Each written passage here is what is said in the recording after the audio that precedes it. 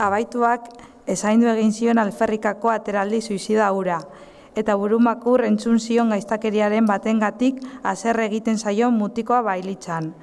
Pilarri berriz, keinu ausarta eta divertigarria iruditu zitzaion, eta gertatuak ez zion eragotzi atseginez tratatzen jarraitzea naiz hor bere koinatua eta jefe Iago Alsolaren anaia den. Zer duda egin, berari sekula barkatuko ez liokeena onartzen dio Kepari. Errieta egin zuten horregatik ere.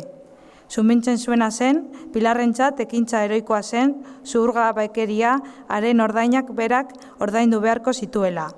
Lanari berari esker lortu zuenez gero.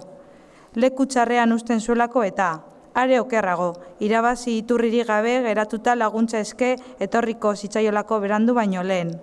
Horrela gertatu gainera, bi amets zituen Kepak.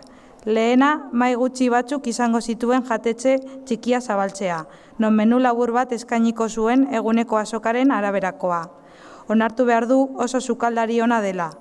Bigarren ametsa liburu denda bat zen, kafea edo tea hartuz lasaitasunean irakurri ahal izateko gune bat izango zena, nobedadeen merkatutikat nolabait esateko.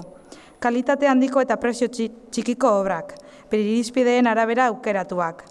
Laguntzeko esaten zion Pilarrek, bi egitasmoen artean liburudendarena iruditzen zitzaion zentzuzkoena, edo beki esan da, arrisku gutxienekoa.